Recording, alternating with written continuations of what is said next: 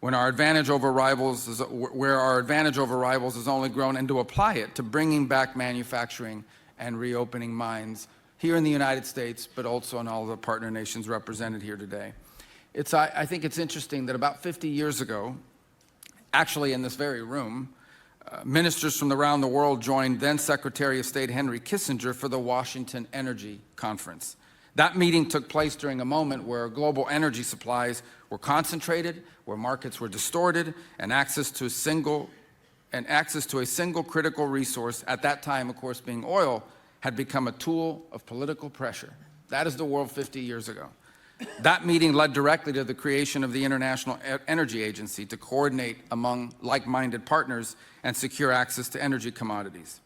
And so today, we return 50 years later in the hopes of advancing a bilateral critical minerals framework agreement to the same end on that front. These frameworks are designed to create alternative sources of supply and to protect every single stage of production, from mining to refining and processing to manufacturing. All of these things, protecting them from non-market disruption. They will provide platforms for coordinating policies that ensure all of our citizens can enjoy abundant and affordable access to these critical minerals. And so we stand ready and intend to work with each country here today to find a specialized role that you can play. If you don't have minerals, you can help refine them.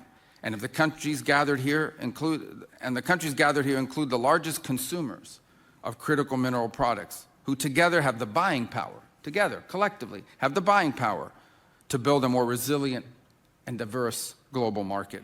Everyone here has a role to play, and that's why we're so grateful for you coming and being a part of this gathering that I hope will lead to not just more gatherings, but action.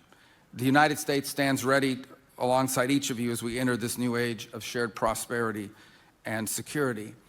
And I want to end by saying that while we intend to play a key role and an important role, and to use the size and influence of our markets to drive this, this is an international, multilateral effort, and it only works. You can only have diversity and choice in these markets if it is broadly adopted across multiple countries. So this initiative here today may be one that started with us, but this is not solely an American initiative. This must be an international, global initiative with like-minded countries who all have one thing in common. We want to see a diverse supply of critical minerals and a secure and resilient supply chains across the world so all of our economies can prosper without ever having these things be susceptible, at worst case scenario, being used as leverage against us, or any other disruption that could come to the market that would undermine our collective economic security. So thank you all for being a part of this today. We appreciate it very much. Let me now turn, as we'll begin our program here.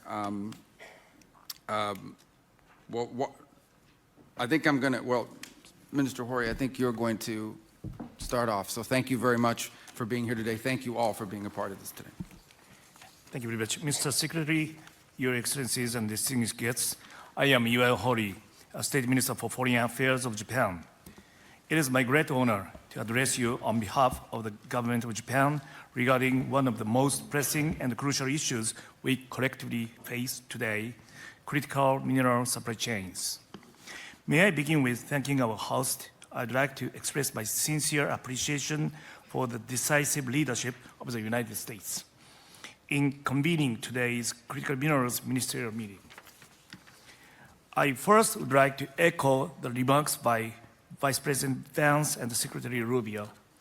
Japan shares a deep sense of concern and urgency about the risk of disruptions to critical mineral supply chains. Sitting at the very upstream end of supply chains and being used across a wide range of industries, critical minerals and its stable supply is indispensable to the sustainable development of the global economy. That is precisely why Japan, under Prime Minister Takaichi's leadership, has redoubled its efforts to diversify sources of supply for critical minerals.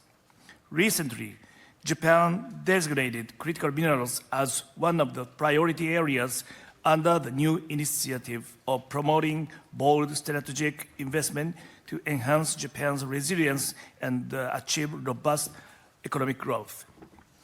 Amid rising geopolitical risks, Japan will accelerate efforts to secure upstream sources.